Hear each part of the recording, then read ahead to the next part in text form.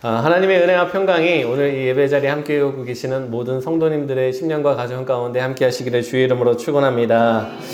오늘 교리 세 번째, 하나님은 인격적인 하나님이십니다 라는 제목으로 하나님의 말씀 증거하겠습니다. 우리가 살면서 하나님을 어떠한 하나님으로 이해하느냐는 우리 신앙생활에 굉장히 큰 영향을 끼칩니다. 교회를 다닌다고 해서 나 하나님 믿습니다, 신앙이 있습니다 라고 해서 사람들이 다 동일한 하나님을 믿는 것은 아닙니다.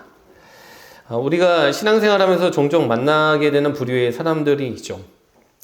자기는 하나님을 믿기는 믿는다는 거예요. 그러나 성경에 나와 있는 것처럼 우리를 사랑하시고 또 때로는 분노하시고 판단하시고 징계하시는 이러한 하나님, 그러한 인격적인 하나님은 믿지 못하겠다는 것입니다. 왜? 너무 유치하다는 거예요. 하나님이 어떻게 그렇게 느끼시고 분노하시고 판단하실 수가 있나. 그래서 자기는 우주를 주관하는 우주적 법칙으로서의 하나님, 우주를 존재하게 만드는 어떤 힘, 근원으로서의 하나님은 믿지만 그러나 인격적인 하나님은 믿지 않는다고. 생각보다 우리 주변에서 자주 찾아볼 수 있는 사람들입니다. 그러나 우리가 기억해야 될 것은 성경은 이는 MC 제곱같이 어떤 수학적인 법칙 같은 하나님, 물리 법칙 같은 하나님, 우주 법칙 같은 하나님으로서의 하나님을 말하고 있지 않다는 거예요. 여러분, 우리가 믿는 하나님은 우리의 상황을 보고 들으시고 아시고 찾아오시는 인격적인 하나님이신 줄 믿으시길 주의 이름으로 축원합니다. 다른 인격들과 마찬가지로 하나님 또한 즐거워하시고 갈망을 느끼시고 사랑하시고 고통을 느끼십니다. 하나님이 이토록 인격을 지니신 분이시기 때문에 우리가 그 하나님과 교제를 하고 관계를 맺을 수가 있다는 것이죠. 오늘 말씀은 하나님이 광야 생활을 하던 이 모세를 부르시는 장면입니다. 본래 야곱과 그의 형제들은 가나안 땅에서 지냈지만 흉년을 피해서 요셉이 총리로 있던 이 애굽 땅으로 피신을 오게 되죠. 그리고 오늘 본문의 말씀은 그 이집트로 피신한 후에, 야곱의 후손들이 피신한 후에 수백 년이 지난 상황 가운데서 전개되는 말씀입니다. 그 사이에 이 야곱의 후손들은 복을 받아서 자그마치 수백만에 달하는 엄청난 인구로 불어나게 되었죠. 근데 이제 그 과정 속에서 문제가 생겼어요. 본래 이 본토인보다 타지 출신 사람들의 숫자가 많아지면 이 본토인들이 위협감을 느끼잖아요. 그러다 보니까 이 너무나도 많아진 야곱의 후손들을 보면서 이집트 사람들이 경계심을 가지게 된 거예요. 혹시라도 얘네들이 우리가 군대를 이끌고 외국에 쳐들어갔는데 그 사이에 반란을 일으키면 어떡하나. 혹시 외국에서 쳐들어왔는데 그 외국 군대와 동조해서 안에서부터 반란을 일으키면 어떡하나. 그러다 보니까 이 사람들이 어떠한 방법을 처음엔 썼냐면 각종 건설 사업과 농업에 이 히브리 민족을 강제로 동원하는 것이었습니다. 그런데 이런 방법을 선택해도 줄지가 않자 그 다음에 썼던 방법이 참 악한데, 남자아이가 태어나면 강에 던져서 수장시키라는 잔인한 명령을 내립니다. 히브리 민족의 입장에서 보면요, 정말 말로 표현할 수 없는 너무나도 괴로운 고통과 고난의 시간을 보내게 된 것이라는 것이죠. 여러분, 세상에서 부모에게 가장 괴로운 일은 자녀가 아프거나 자녀가 나보다 세상을 먼저 떠난 일입니다. 말로 형용할 수 없는 괴로운 현실 속에서 이스라엘 사람들이 신음하고 괴로워했다라는 거예요. 그런데 그러한 상황 속에서 오늘 하나님이 모세를 찾아오십니다. 모세를 찾아오시면서 그의 이름을 부르시고 그의 말을 거십니다. 우리 6절의 말씀을 보면 이렇게 기록되어 있어요. 또 이르시되 나는 내 조상의 하나님이니 아브라함의 하나님, 이삭의 하나님, 야곱의 하나님이니라. 모세가 하나님 배우기를 두려워하며 얼굴을 가리매.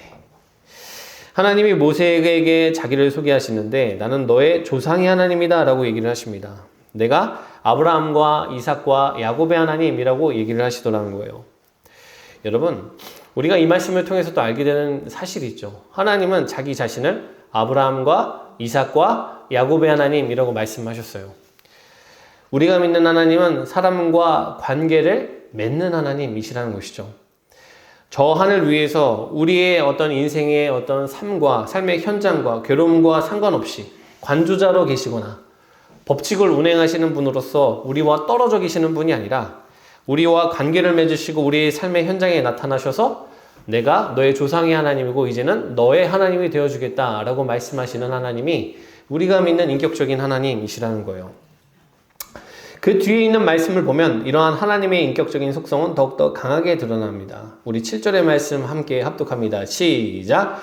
여호와께서 이르시되 내가 애굽에 있는 내 백성의 고통을 분명히 보고 그들이 그들의 감독자로 말미암아 부르짖음을 듣고 그 근심을 알고. 자, 하나님이 뭐라고 말씀하시냐면 애굽에 있는 내 백성의 고통을 내가 보고 그들이 감독자로 말미암아 부르짖는 것을 내가 들었고 그들이 그래서 근심하는 그 마음을 내가 안다라고 말씀하시더라는 거예요. 여러분, 이게 무슨 소리입니까? 지금 이스라엘 백성들은요, 자기 삶에 닥친 이 괴로움 가운데에서 신음하고 힘들어하고 있었어요. 사람이 인생이 너무 힘들어지면 그때는 하나님을 찾는 것조차 너무나도 힘겹습니다. 그때는 그냥 숨쉬고 버티는 게 최선인 순간들이 사람의 삶에는 찾아와요. 기도하러 나가고 싶지만 내 육신의 체력이 바닥을 치고 내 마음에 절망이 이렇게 굳음이 가득 차게 되면요, 그때는 사람이 하나님을 구하고 찾는 일조차 하지 못한 채로 괴로워하고 있을 때가 있더라는 거예요. 여러분, 몸이 힘든 건 견딜 수 있죠. 그러나 자식을 낳았는데 그 아들이라는 이유로 수장당하는 모습을 본 부모들 입장에서 과연 어떠한 마음을 가지고서 그 삶의 순간들을 견뎠겠는가? 그런데 보세요. 오늘 말씀을 보면 이스라엘 백성들이 그 말 못할 고통과 괴로움 가운데 탄식하고 있을 때 누가 그들을 보고 계셨습니까? 하나님이 그들을 보고 계셨습니다. 누가 그들의 탄식을 듣고 있었는가? 하나님이 그들의 탄식을 듣고 계셨고, 누가 그들의 근심을 아셨는가? 하나님이 그들의 마음을, 근심 가득 찬 마음을 아셨다라는 거예요.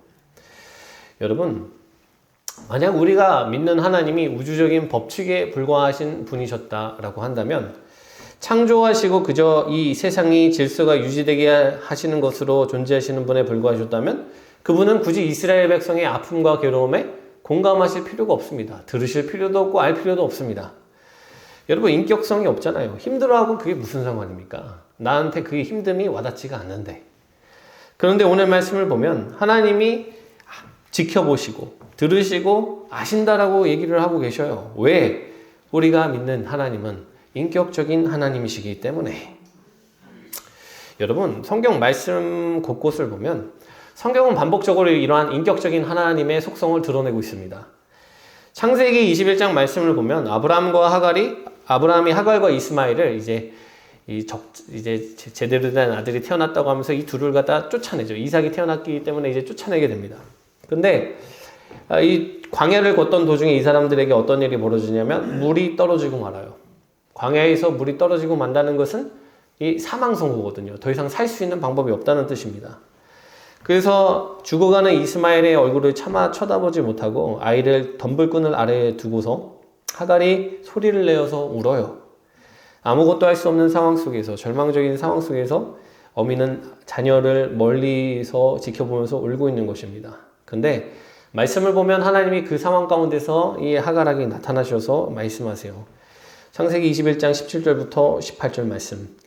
하나님이 그 어린아이의 소리를 들으셨으므로 하나님의 사자가 하늘에서부터 하갈을 불러 이르시되 하갈아 무슨 일이냐 두려워하지 말라. 하나님이 저기 있는 아이의 소리를 들으셨나니 일어나 아이를 일으켜 내 손으로 붙들라. 그가 큰 민족을 이루게 하리라 하시니라. 여러분, 여기에서 하나님이 갑자기 나타나셔서 하갈을 위로하시고 너의 아이가 살 것이라고 말씀해 주시고 또 너의 아이를 통해서 내가 큰 민족을 이루겠다고 말씀하시는 그 이유가 무엇입니까? 인격적인 하나님께서, 그 마음의 긍휼과 자비가 무한하신 하나님께서 이 신음하면서 괴로워하고 있는 아들에게 아무것도 해줄 수가 없어서 혼자 꺽꺽대면서 울고 있었던 이 여인을 그저 놔두실 수가 없으셨던 것입니다. 전능하신 그분의 귀에 그 아이의 신음소리와 여인의 울음소리가 들릴 때에 그냥 지나가실 수가 없는 거예요. 그래서 그분은 하늘과 땅의 장벽을 찢으시고 하갈에게 나타나셔서 내가 듣고 있었다. 내가 알고 있었다. 내가 너에게 복을 주겠다라고 말씀하시는 하나님이시더라는 것입니다. 여러분, 우리가 믿는 하나님이 이와 같이 우리의 상황과 환경과 우리의 음성과 우리의 감정 가운데 반응하시는 인격적인 하나님이심을 믿으시길 주의 이름으로 축원합니다. 내가 인생의 시험과 환난을 만났을 때 하나님의 눈이 나를 지켜보고 계시고 하나님의 귀가 나의 신음을 듣고 계시며 하나님의 발이 나를 향해 걸어오고 계신다는 것을 믿으시며 신앙생활 하시기를 다시 한번 축원합니다. 오늘 말씀도 보세요. 8절 말씀을 보면 뭐라고 기록되어 있냐면, 우리 8절 말씀 함께 합독합니다. 시작. 내가 내려가서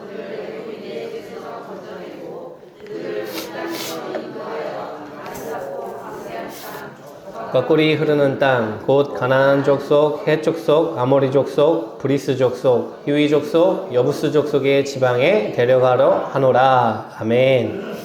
자, 오늘 말씀 8절은 앞번입니다. 자, 하나님이 지금 모세에게 뭐라고 말씀하셨냐면, 그들의 괴로움과 아픔과 눈물을 내가 다 보고 들었으니 이제는 내가 내려가서 그들을 애굽인의 손에서 내가 직접 건져내야겠다라고 말씀을 하세요. 이스라엘 백성들을 친히 이집트인의 손에 건져내시고 그들을 친히 아름답고 광대한 땅, 젖과 꿀이 흐르는 이 가나안 땅으로 인도하여야겠다고 하나님이 말씀하시더라는 거예요. 그분의 마음 가운데에 자기 백성을 향한 긍휼과 사랑이 불붙듯이 일어나서 가만히 계실 수가 없으신 것입니다. 그래서 직접 보좌에서 일어나셔서 내가 내려가야겠다고 말씀을 하시고는 말씀하신 그대로 이스라엘의 성막 가운데 임재하시고 구름 기둥과 불 기둥으로서 이스라엘 백성들과 동행하시면서 그들의 길잡이가 되어주셨던 분이 우리가 믿는 하나님이셨다는 거예요. 여러분, 그리고 이것은 신약 성경에서도 그대로 이어지지 않습니까? 요즘 우리가 마태복음 강의를 하고 있는데, 여러분, 주님이 오심에 대해서 성경 기자인 마태가 뭐라고 기록하냐면, 그분은 임마누엘이라고 하시잖아요. 임마누엘의 뜻이 무엇입니까?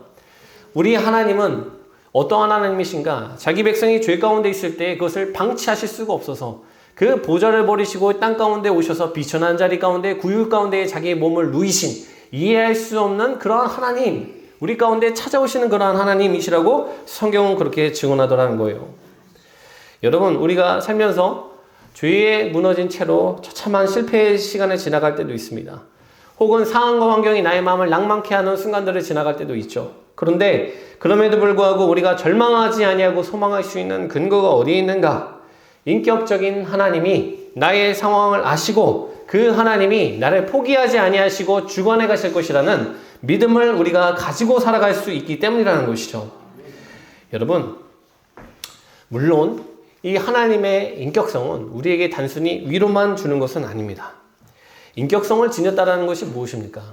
모든 인격적인 존재는요, 그 사람이 나에게 한 말과 행동과 한 일을 통해서 그 사람을 판단합니다. 여러분, 오늘 본문에서도 드러나지만 하나님은 인격적인 분이시기 때문에 그 부분이 찾아오셨을 때 누군가는 하나님의 그 내려오심으로 말미암아 심판을 받게 되거든요. 오늘 말씀 19절과 20절을 보면 이렇게 기록되어 있어요. 내가 너니 강한 손으로 치기 전에는 애굽 왕이 너희가 가도록 허락하지 아니하다가 내가 내 손을 들어 애굽 중에 여러 가지 이적으로 그 나라를 친 후에야 그가 너희를 보내리라. 자, 하나님이 모세를 통해서 이스라엘 백성들을 건져내라고 명령하셨을 때 모세가 말하죠. 하나님, 지금 이 애굽을 통치하는 이 바로는 절대로 그냥 놔줄 사람이 아닙니다. 그래서 그는 하나님이 하신 명령을 제가 그대로 전달해도 절대로 이스라엘 백성들을 포기하지 않을 것입니다. 이렇게 얘기를 하니까 그때 하나님이 말씀하시기를 내가 내 손을 들어 애굽 중에 여러 가지 이적으로 그 나라를 친 후에야 그가 너희를 보낼 것이다 라고 말씀하시더라는 거예요.